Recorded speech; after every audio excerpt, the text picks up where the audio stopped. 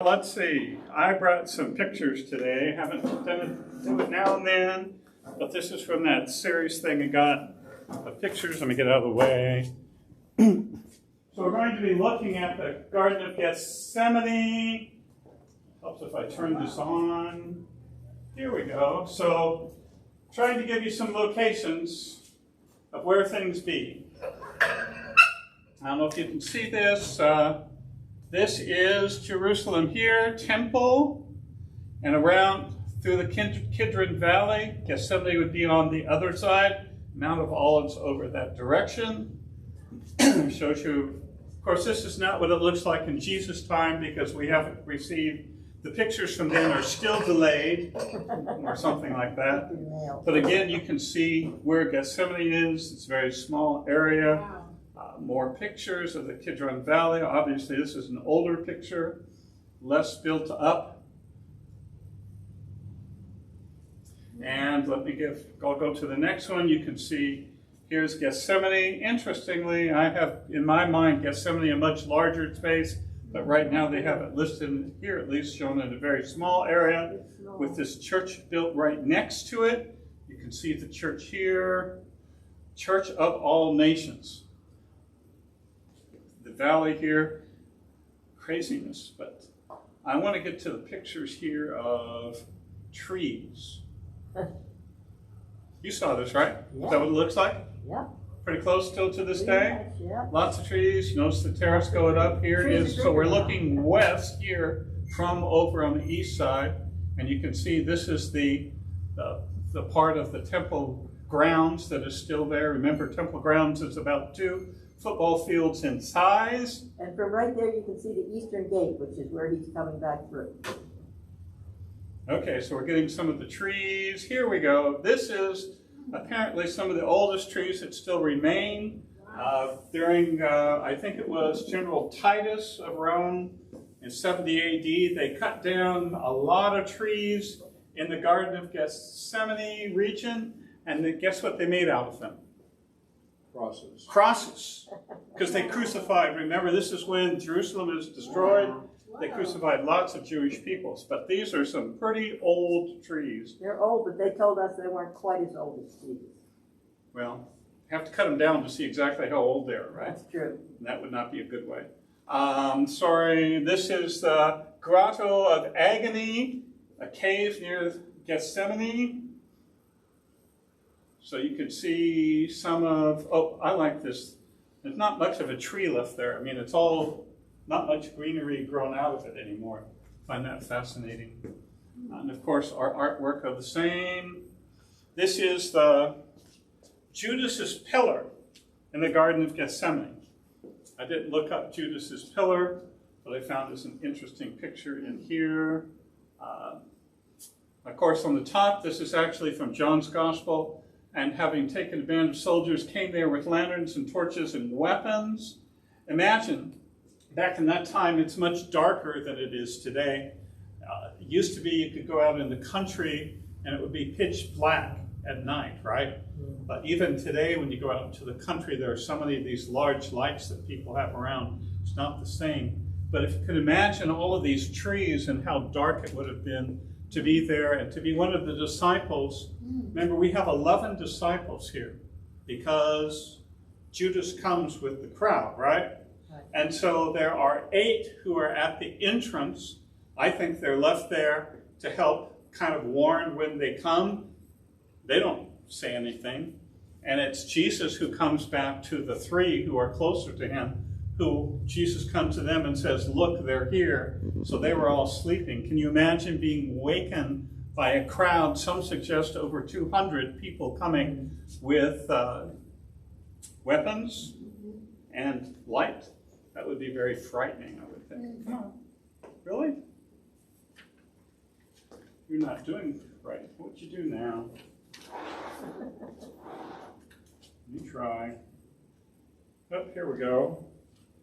Diana. Oh, no. Here's your Roman soldier, a lovely Roman centurion, what he might look like in that time. One of the questions that's asked are, who are the soldiers that come? Remember, Pilate told the religious leaders, you take some soldiers and go to guard the tomb. That's one of the questions that people discuss. Were they Roman soldiers that went to arrest Jesus, or were they the temple guard who went to arrest Jesus? You can make an argument either way, and we can't prove you right or wrong either way, I don't think. So no, here we go. From the priests, we see priests taking, there's something on the bottom, sorry. A bronze lantern from around 300 BC, give you an idea. Cupids with lantern and torch on a silver sceptus, late 1st century BC or early 1st century AD. This is Hercules. I'm not sure why they are all here. With lanterns and torches and weapons. So I'm going to get farther along. Here we go. Now we're starting to get to back where we want to get. I don't need Nazareth. There's Peter. Peter, James. Now here are swords from the 1st century. A sword with a scabbard. This is from 450 BC. More of a dagger. Remember the sword that Simon is going to have is something that's small enough to be hidden under his cloak, so it would be a short sword of some type. Here's my favorite picture of all of these. What's this? This is an ear. We believe, this is a, I'm trying to remember why they put this one here. Interesting, the suggestion is made that we think, when we usually think an ear is cut off that's this way, but more than likely it's this way, that Simon is trying to kill, is what he's trying to do, and that's how you would do it. And so the word that's used is this lower part of the ear, kind of the earlobe is apparently, it's not the whole thing. And it's interesting that it would have to be done in a way so that everyone doesn't realize what's going on, because if I'm whacking at somebody and going to kill them, then the guards are saying, we're taking you in too, but there is none of that. Interesting. It's an interesting thought. If he had succeeded in killing the guy, then Jesus would have had to fix that mess, and then people would have noticed. Yeah, it would be much worse. Here's a Roman sword. Well, now we go to cups. I'm not sure why they got so much on into cups. The cup that my Father has given me, shall I not drink it? Soldiers who had arrested Jesus, a Roman helmet, another Roman type of helmet. We're getting off on stuff that's not that important now. So again, here we are. Oh, here we go. This one's interesting to me because of the locations. So let's see. This is north, this direction. Here is the temple grounds. Notice the Dome of the Rock is quite visible here. Over here is Gethsemane, and these are suggested locations for places of interest. Again, how accurate they are up for discussion. Again, some of the locations. But we have some text to get to. We should go to text now. I don't think there was another one now. One more picture. I'm not going to show you the last one, sorry. So, we're in the garden. This one is entitled Dismay in the Garden. There are 3 pages that I've given you. The first 2 are from our study I guess actually it's on, the second one, it has 2 sides. That's from our study that we did on Mark, so that's why I just said, why redo it if I already have it done? That sounds like a good thing, right? And then we've also added from John 18 and from Luke 22 as well. So we should get started and go through. We'll start with a prayer. We pray. Gracious Lord, be with us as we continue our walk with Simon Peter and Jesus. Help us as we seek to discern more about Simon, about his relationship with Jesus. Help to deepen our relationship through this as well. We ask it in Jesus' most precious name. Amen. So let's look at chapter 14, verses 27 to 31, which was entitled originally in our last study, The Emotional Unraveling of Peter. So this is what it says. Then Jesus said to them, all of you will fall away because it is written, I will strike the shepherd and the sheep will be scattered. But after I have risen, I will go ahead of you to Galilee. Peter told him, even if everyone falls away, I will not. Do you think Peter really meant it? Yes, yes, Yes. yes. He didn't realize what was going to happen. You know, sometimes Peter says things that he doesn't realize what he's saying, doesn't realize all that that means. This could be one of those, I suppose, too, right? Yeah, I think he really meant it. But when reality comes against him, you know, but then comes the hard part of this portion of the text. Truly I tell you, and that part of it tells you the words are Amen, logo, soy. It's Amen, I say to you. So sometimes it's in John's gospel, it's Amen, Amen. But we don't usually see that. That's only used by Jesus. So whenever he does one of those, it means it's important stuff coming. Today, this very night, before the rooster crows twice, you will deny me 3 times. So, if you're Simon Peter, how does this sound? Think what he's been through today. This is the day, this is what we call Maundy, Thursday, right? So Jesus sent he and John to set up the whole setting, right? To set up for the last meal together. If we looked last week, we saw that we believe, you know, when they're reclining at table, we believe that John set Jesus right, and the suggestion is made, and it's a pretty strong suggestion, that at the left is Simon. I'm sorry, not Simon, Judas Iscariot, that Simon kind of thought should have been his place, the place of the best friend, if you will. That Judas Iscariot has to be close, because there's the time that Jesus says, he who puts his bread in, you know, to sop up with me. And so Jesus is able to have this conversation with Judas Iscariot without everyone else figuring out what's going on, because if they did, I think they would have stopped him from leaving.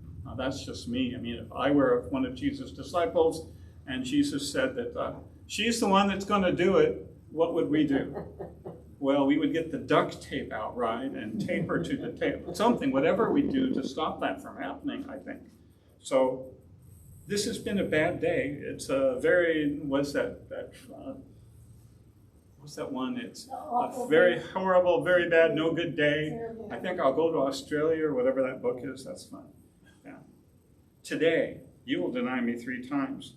But he, this is Simon Peter, kept insisting, if I have to die with you, I will never deny you. And they all said the same thing. Notice again, it's a conversation of Jesus and Simon Peter. Everyone else is kind of there in the background. Again, I find that fascinating that we see that again and again and again. To deny, aparneomai, I'll get it there, yeah. To deny knowledge, to refuse to recognize or acknowledge. My goodness, that would be a tough thing to be told, that this is what you're going to do.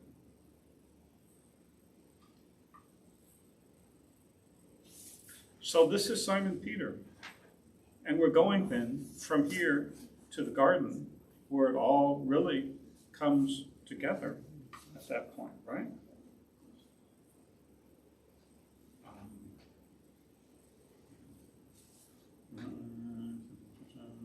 So they arrive at the Garden of Gethsemane. Now, I've read a little bit about this. I don't know if you have, that some people suggest that this garden is owned by the same fellow who owned the upper room. Now, I don't know where they get that. I mean, it doesn't say anything about that in any of the texts I've ever read.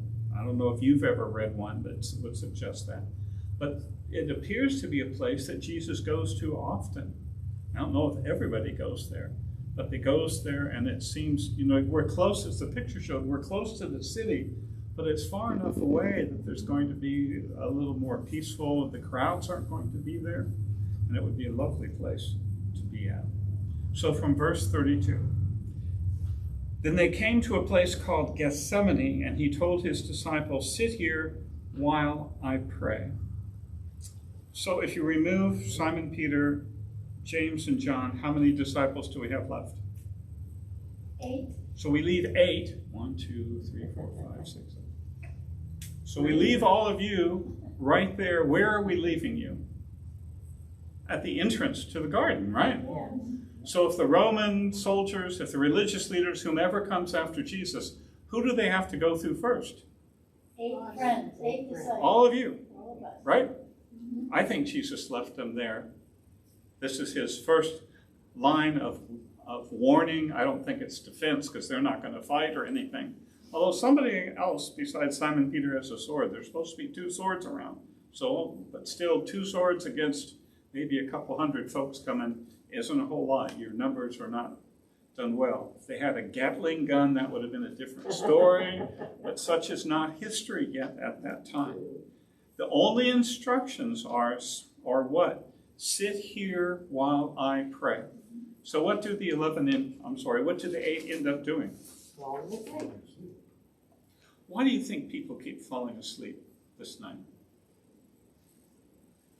Like you said, it's been a pretty taxing day. Okay. Every day's taxing. Mostly in those days, I suppose, when dark hit, you went to sleep. Okay. We just had a big meal.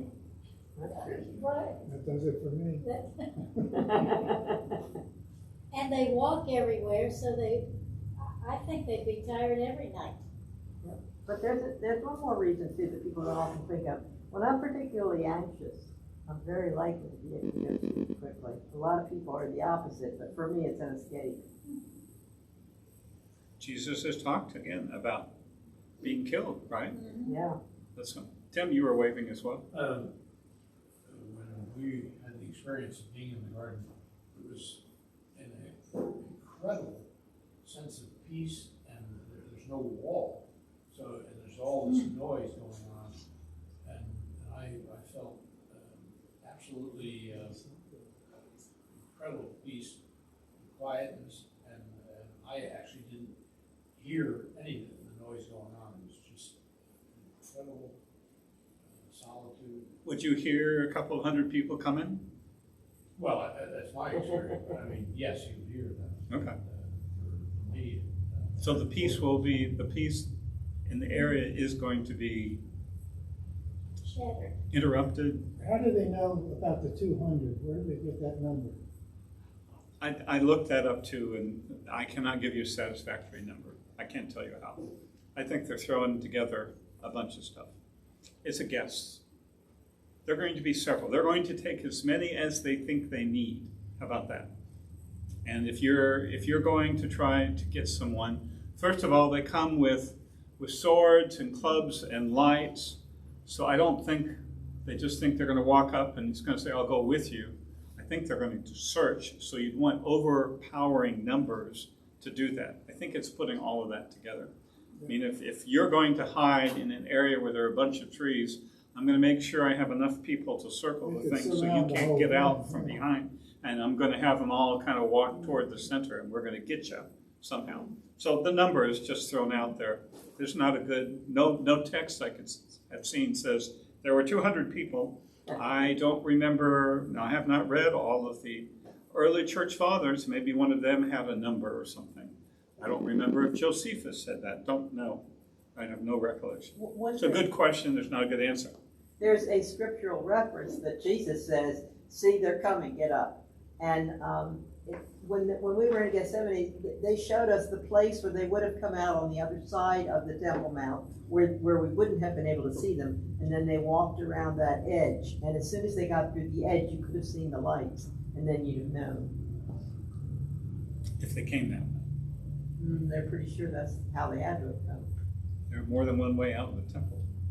That's true, but not for officials. That's what they told us. Okay, I'm just saying, that is another educated guess. Exactly. So it's an educated guess. Yeah. We do not have the exact, Yes. we have the footprints of where they were. I'm sorry. And Okay. all of these are educated guesses. Of course. I mean, even where things were, and even where the Garden of Gethsemane was, Right. it sure looks like it was the real Yeah, one. yeah. But But I think one thing is we can say, what was her name? I can't think of it. It was,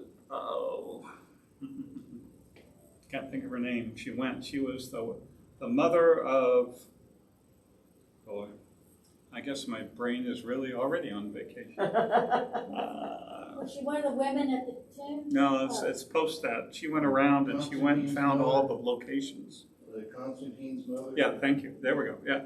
She went around and found, she was looking back, and you have early church fathers who are looking up. So thank you for that. Yeah. Look at that, So- Mike just paid his admission. So, all of these things, there may be some truth to it, Yes. but when you get to, we know for certain, then you can go, well, okay. Let's keep going. We got a ways to go yet. So, let's see, verse 33, he took, this is Jesus taking Peter, James, and John with him, and he began to be deeply distressed and troubled.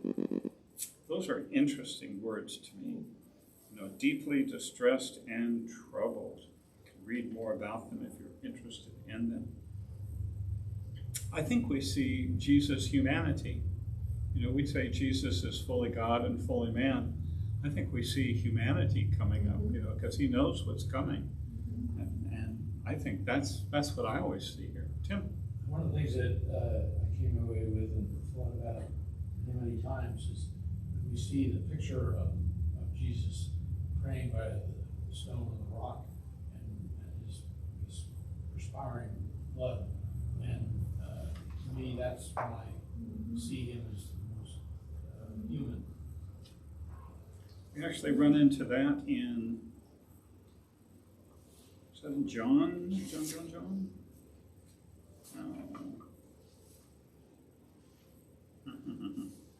Sorry.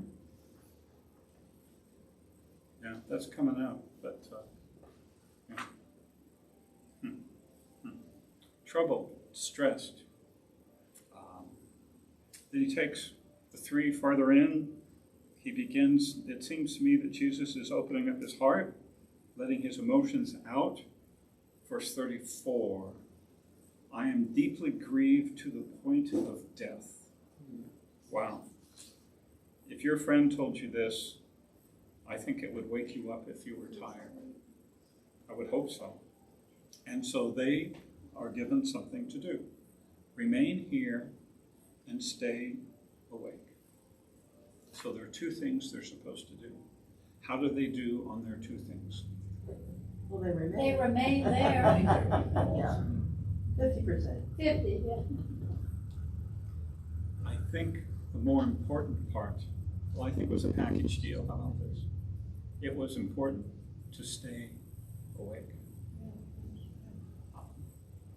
They would be the ones who could say, Jesus is so involved in his prayer life.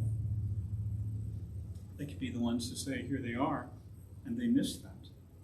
They could not keep watch while Jesus wrestled with his emotions. And I always find it interesting that when the soldiers and all can't come, finally arrive, it is Jesus who says this. His grief is great, deeply grieved. Deeply grieved.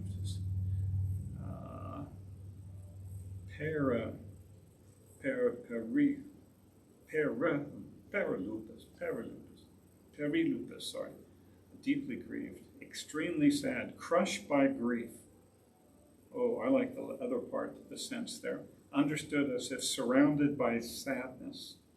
So he's really, it's really a tough place. He went a little farther. So Jesus has the 8 here, he has the 3 here, he goes a little farther away from them, fell on the ground and prayed that if it were possible, the hour might pass from him. If it were possible.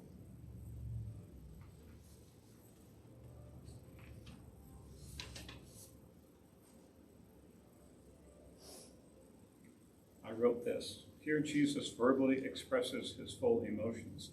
Can you imagine hearing this in person from your Lord and Master, from, in Simon Peter's case, your best friend? How would that affect you if you were still awake? I think there's this whole temptation from Satan stuff going on, who's trying to make them sleepy so they're not able to be of any support for Jesus too. I think something like that's going on too, that causing all sorts of grief and trouble there. to begin. Again, I feel that the moment where Satan is really working overtime, and sleep is one natural way to distract him. But I've always wondered why Peter, as close as they were, could not see this man in all his humanness, asking for, which we all would ask for, can't my ministry go on a little longer? Do I have to go? Do I have to suffer? But remember the day. What has Peter experienced thus far? He has, he's the one that has to help get the stuff ready. That's servant work. Why am I doing this? Apparently where he thought he should be for this supper, he didn't get that.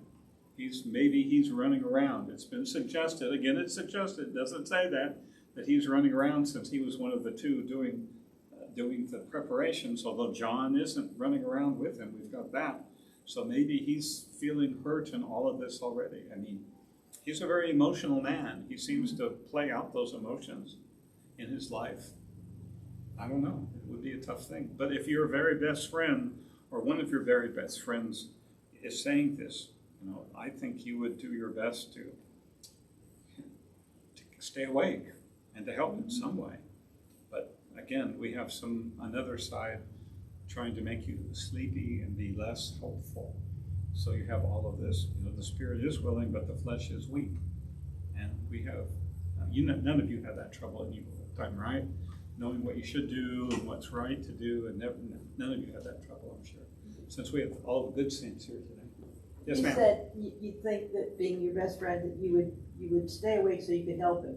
I recently went through something like this where my best friend of 30-some years was the lowest I've ever known her. She couldn't even talk about it, and I could just feel her spirit. But I couldn't help her. There was nothing I could do. I couldn't feel what she was feeling. I didn't know what the problem was. I found out later, but maybe he felt like he couldn't help. He wanted to, but he couldn't. But when you were dealing with this friend of yours, did you fall asleep? No, but I didn't fall asleep because I worried about her for 4 days. Okay. More the worry that kept me awake rather than my best friend's pain. Well, perhaps Simon Peter's worry would have didn't keep him awake. Didn't keep me awake. Again, we're playing, we don't know exactly why. And he said, he continues on.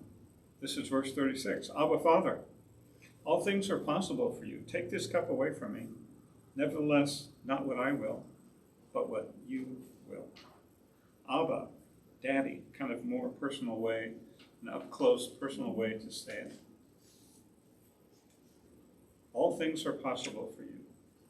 I've heard that before. Interesting. And Jesus asked that the cup is obviously figurative here.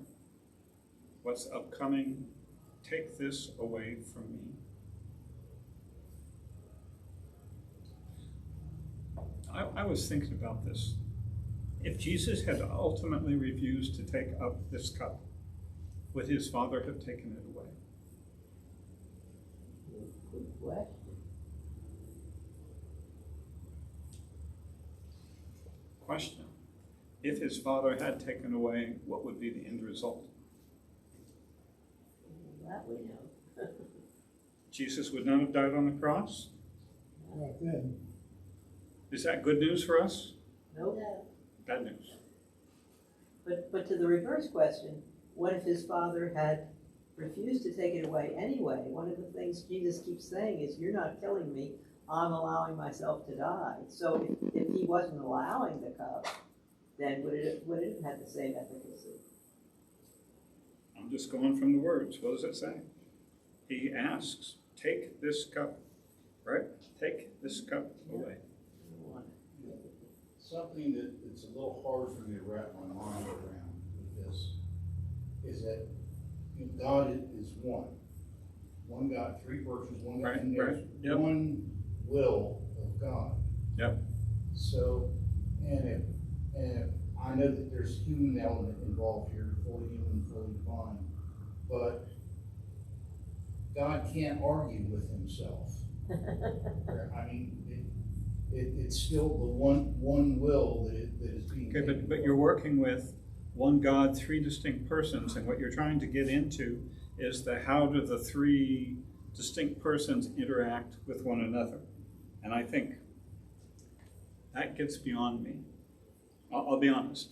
I don't know.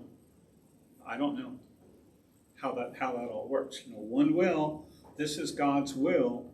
Is it the will? Then we can't pull the three individual parts apart. But I don't know. I mean, it's getting to this is much beyond my understanding and ability to explain. But We Mike, say that the Father sent the Son. This is Athanasian Creed stuff, right? Yeah. Where it goes through it in great detail. Father sent the Son, begat the Son and the Father and the Son sent the Holy Spirit. I mean, it tries to explain the working of Godhead, which I think is really, in many respects, beyond us. I mean, I can't understand all that. I hear what you're saying. Yeah. I gotta go Tim first. Tim was first. Well, yeah, it's always me. I don't think he was saying, Father, I'm not gonna do it, I'm not gonna obey your will, but if it can, which every one of us would say, if there's another way, let's look at it, but he doesn't say, I won't, and I think that's, again, he's. So if you put it all together, Jesus is God. Jesus, we have human part of Jesus, maybe speaking of this. Let's say that's more of that side. He knows what's coming. He knows what it's going to be like. Well, I'd rather not experience that myself. I think that makes sense for the humanity, especially to come forth and say, I don't want this. If there's any other way, that's an interesting point. If there's another way, can we do something else? If it's possible. But then it's always followed up with the nevertheless. I mean, you can't pull this out. We just are looking at one half of the verse, but nevertheless, not what I will, but what you will, which comes back to the. Seem to say that there isn't any other way, and there's no other way to salvation except through Jesus and His Son. And so that's why I think this point is so key that we just go by very quickly. If Jesus had said no, and God the Father couldn't force that to happen, wow. If you want to talk about a change in history, right there, that is an earth. We're all in trouble if Jesus says no. Well, basically, we have to come back here. I just real quick, Mike, I heard you say, but one can't argue with himself. Well, I do all the time, don't you? I mean, I think we do try to negotiate with ourselves. We know what to do, and we try to pretend we know whatever. Let's see, where did it go? Oh, James and John, I thought about this. If James and John are still awake at this point, notice we don't hear about them right now, right? They're in the background again. This is a conversation from Mark chapter 10, starting in verse 38. This is where James and John had come. In Mark, it's James and John who come. In Matthew, I believe it's their mother who comes and asks to be able to sit in the left and right hand side, remember? And so Jesus said to them, you don't know what you're asking. Are you able to drink the cup I drink, or to be baptized with the baptism I am baptized with? We are able, they told him. That's a pretty bold thing to say, because we know now, looking back, the cup, this cup kind of refers to what we're talking about now, and that's also almost like the baptism Jesus is talking about. Jesus said to them, you will drink the cup I drink, and you will be baptized with the baptism I am baptized with. But to sit at my right or left is not mine to give. Instead, it is for those for whom it has been prepared. What happens to James? Thrown off the top of the temple. He dies, right? James will die. We believe he's the first, if I remember correctly, the first apostle who dies. What happens to John? Goes to live on a little island. He said, oh, to Patmos. We believe he's the last one. I mean, so can you drink the cup? I wonder if they thought, well, first of all, I wonder if they're still awake. I'd say there's a pretty good chance here that they're drowsy, can't remember it all. You know, the other thing I was thinking through all of this is Jim speaking. If these guys are falling asleep, where are we getting all of this from? You know, who's taking it all down? I know the Holy Spirit does all of this. Obviously, that's going to be the final answer, but you know, these are folks who are falling asleep. How much does Peter remember? You know, I think, you know, afterwards they remember all these things. It's going to be with that, but it's interesting to consider this. Michael Card wrote this. This is from the book on this. I thought this was interesting. Genuine obedience is not doing something we already want to do, but submitting to the last thing in the world we would do. The prayerful obedience of Jesus in the garden made possible the cross. Prayer makes everything possible. Read that to you one more time. Genuine obedience is not doing something we already want to do, but submitting to the last thing in the world we would do. The prayerful obedience of Jesus in the garden was made possible, the cross. Prayer makes everything possible. That's an interesting quote. I guess I found it interesting. I read it to you twice. What happens next? So what does Jesus do? Verse 37. Then he came and found them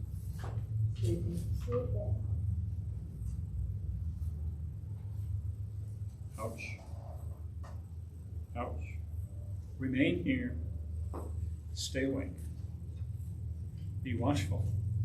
Your adversary walks around like a roaring lion, seeking who might. Oh, I'm going elsewhere though, aren't I? If this was a military setting at the time, what would happen to the people who were told to stand watch? Shot. They would be killed because they failed. Instead, what happens, he who stayed awake is the one who will die. There was no support from those he sought to have support. Even his so-called best friend, Simon Peter, is not that. I highlighted this. What did I write? Catch this point. Even though Jesus had given instructions to all three to remain here and stay awake, to Simon, Peter, James, and John, and even though he finds all three asleep, it is only Simon Peter whom Jesus rebukes. Why only Simon Peter? That's verse 37, right? He said to whom? Peter. Simon, are you sleeping? Why is it not Simon, James, and John? Are you all sleeping? Couldn't you stay awake 1 hour? And you'll notice the verbs, well, the verb tense fits. You know, the participles. Why only Simon Peter? Did you ever think about that? I hadn't thought about that until we're doing this. You know, our focus is obviously on Jesus and Simon Peter, but I hadn't thought about that till we did this focus on Simon Peter. Why is he the one that catches it? Is more expected out of him? And since he's kind of leader-like guy, more expected, Simon, everybody will follow him. Interesting, isn't it? I think the answer is, it's a good question. The answer is a tough answer there. Stay awake and pray so that you won't enter into temptation. You won't enter into temptation. Again, spoken to Simon Peter. The spirit is willing, but the flesh is weak. Oh my, is the flesh weak. Simon, yes, I will be willing to die with you, Lord. Even though everyone else says, abandons you, I will not. Is falling asleep abandoning someone when they tell you to stay awake?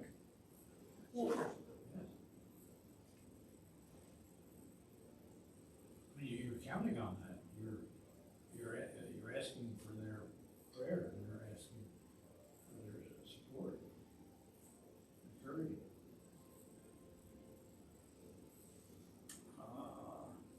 Hold it. Oh, yes. Couldn't you stay awake 1 hour? I don't know, is Jesus praying 1 hour or is he just talking? Doesn't say exactly how long he's praying, does it? But couldn't you even stay awake for an hour? Is there a reason that Jesus calls Peter Simon.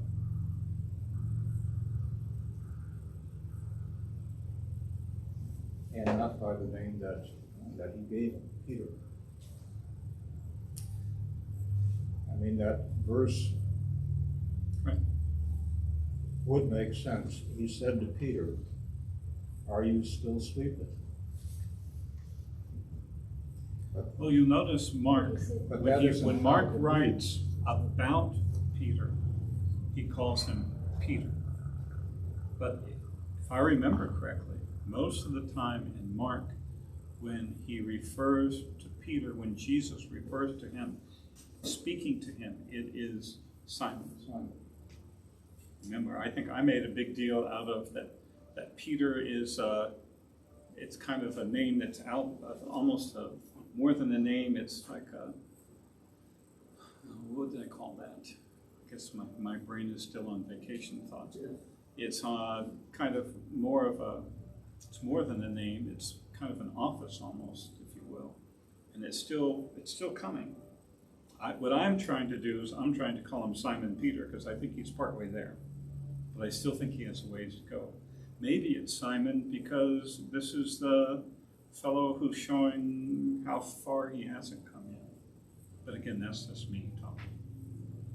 But I think most of the time, if you look at Mark, just go through some places, more times than not, Jesus will refer to him as Simon.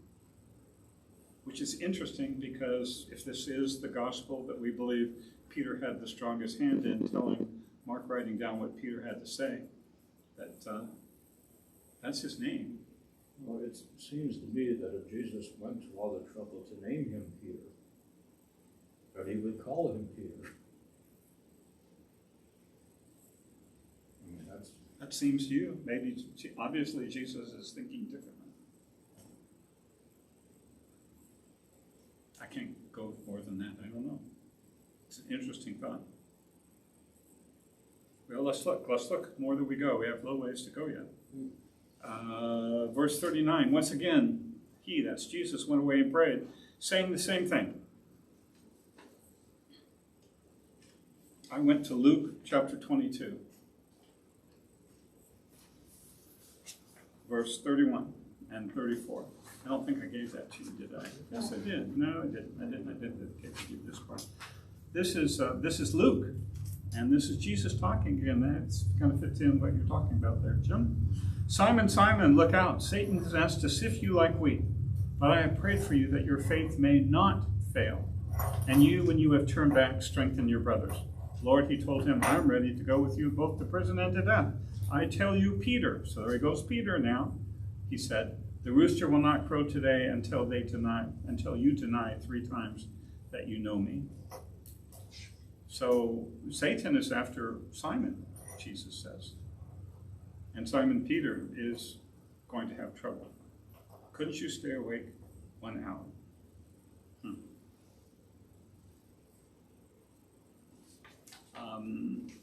One of the things we don't talk about much, I guess, as Lutheran Christians sometimes, we don't talk enough about prayer. What's Jesus doing? Praying. The story of the garden, Jesus' story, is that of prayer. Verse 39, once again he went away and prayed, saying the same thing. And again he came and found them sleeping, because they could not keep their eyes open. And they did not know what to say to him. This is Matthew 26. This is the second time. Again, the second time Jesus went away and prayed, my Father, if this cannot pass unless I drink it, your will be done. And he came again and found them sleeping, because they could not keep their eyes open. I found that interesting that Matthew includes the phrase.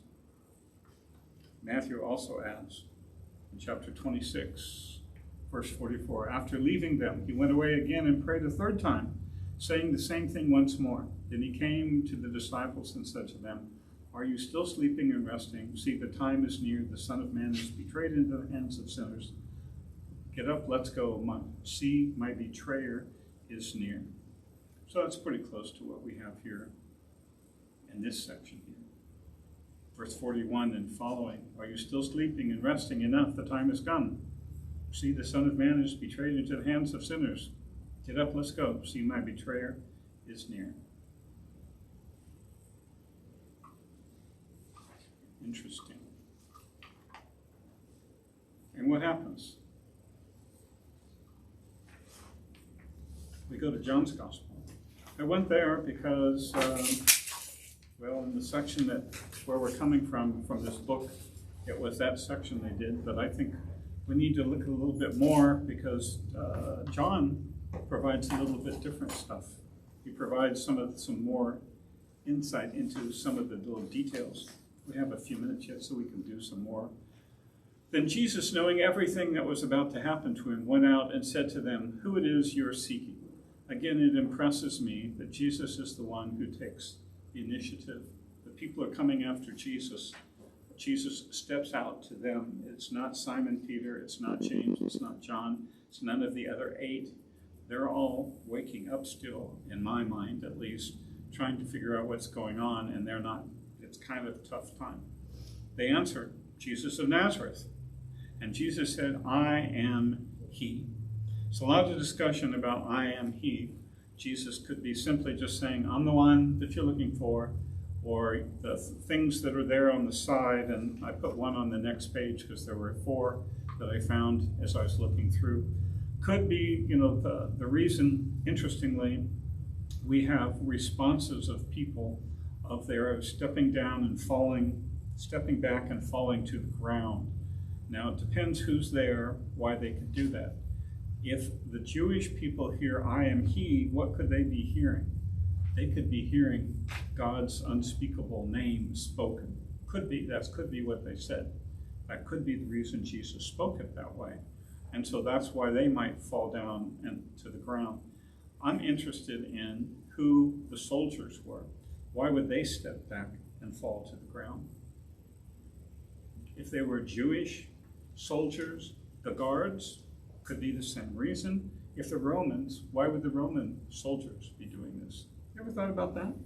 Well, but from your notes, it says that when Moses pronounced that name, then Pharaoh fell back, and Pharaoh wasn't Jewish.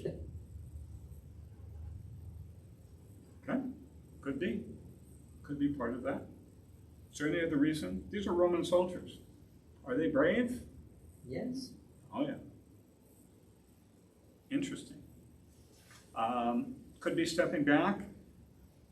Could it be Jesus has people hidden there and they're going to come and get them? I don't know. It's just an interesting thought. Judas, who betrayed him, was also standing with them. When Jesus told them, "I am he," they stepped back and fell to the ground. Then he asked them again, Who is it that you're seeking?" "Jesus of Nazareth," they said. "I told you, I am he," Jesus replied. "So if you're looking for me, let these men go." This was to fulfill the words he had said, "I have not lost one of those you have given me." Isn't it interesting how Jesus, who is being the one who is being arrested, taken into custody, is the one who steps forth and really seems to control the situation. Mm-hmm.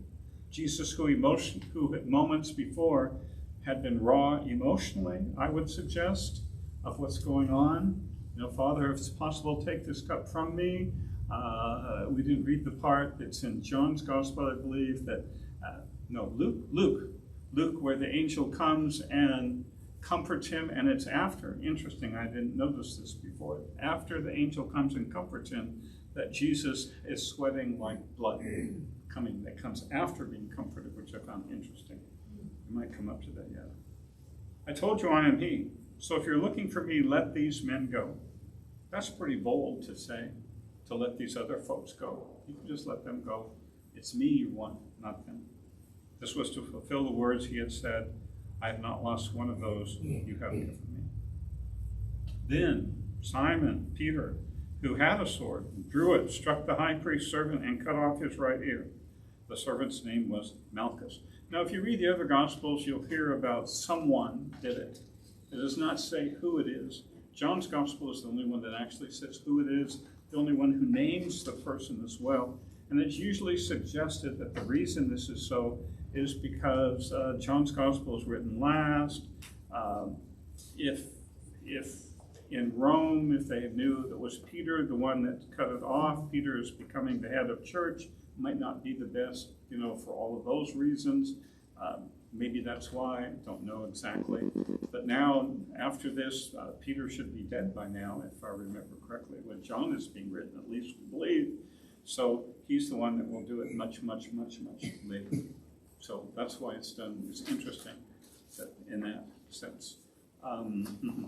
So, what do you think Simon struck? Say that again? What do you think Simon struck? Jesus had said, right, sword, get a sword. He had said before about selling something and getting a sword. And apparently there are two that night. Again, I emphasize it appears best that the swipe is this way, not this way. I always think of it this way, but this way does make more sense since he's trying to take this man out, if you will, and cutting off a portion of the ear. Jesus is able to put it back on instead before much happens. Another question, which is not demanding an answer. Why Malchus instead of the high priest himself? Well, you're assuming that the high priest would have been there, Well, that's true. which is probably not true, because he was probably going to send other people on him. And it's probably that Malchus was the closest person. Okay. That's again probably. That makes All I'm saying are probably. I don't know. Right. I mean, I think if I'm going to do something, I'm going to reach out. If I have a sword, it's not going to be a long That's one. true. It's a short one. It's something someone's going to have to be close, and so you go for the first person. But this is very brave Yeah. to go forth like that. You think about that. That's a brave thing to do, because there are all these people and one weapon against all of them. Like I said, he didn't have a Gatling gun. That would have evened up the stuff very, very much more, or something else. Today you could have one person who could have a weapon that could take care of many people at one time. But back then, it's much more difficult. Much more difficult. I think it's Tim. Tim, do you have a comment? Yes, my feeling about that point is that Jesus has gone to the depths. He's asked the Father, if it's possible, to pass. He's perspiring blood, but I think he's also, at this point, he's now has accepted this.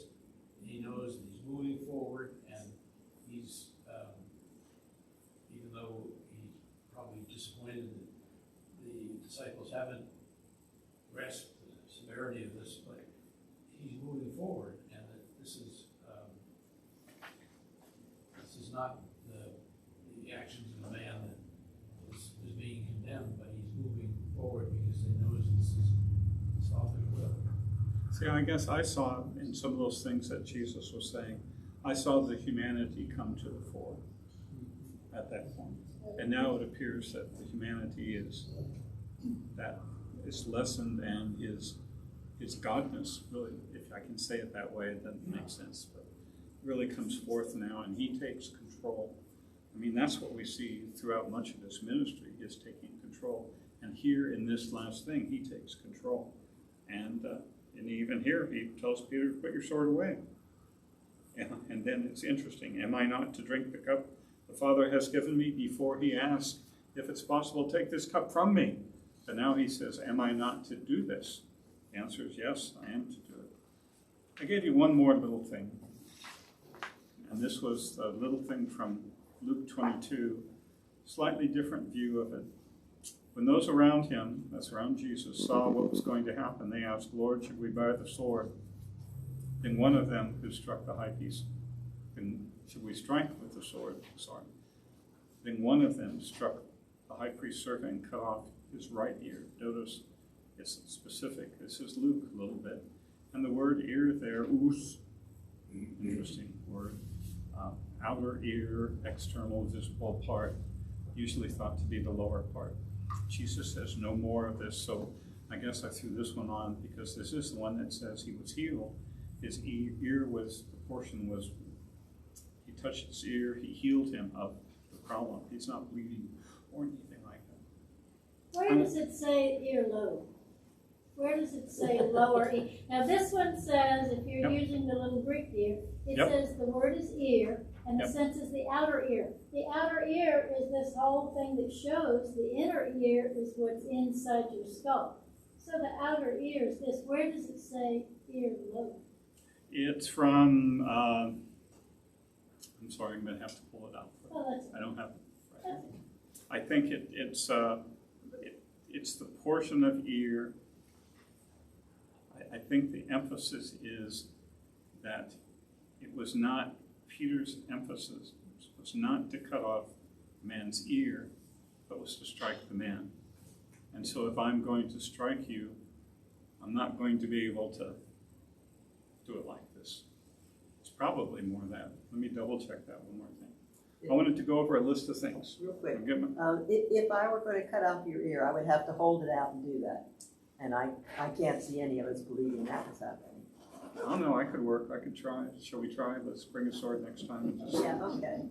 you know, when the queen knights people, does she accidentally, Oh, that's an interesting idea. do they use a dull sword or something? use the side. Depends on how angry she is. I believe naval officers, as part of their ceremonial garb, have a sword, Yes. but I believe it's not supposed to be sharpened. It is Oh, not sharp to be able to do such things, so I'm assuming she uses that. But if I had a very sharp sword and I went down like this, I bet I could do a pretty good messy job on your ear. do my whole face. Yeah, and you probably wouldn't like me after that. The But queen's, I am not the going to queen's do- sword is a double-edged thing that she just does the flat. So she doesn't accidentally go like this.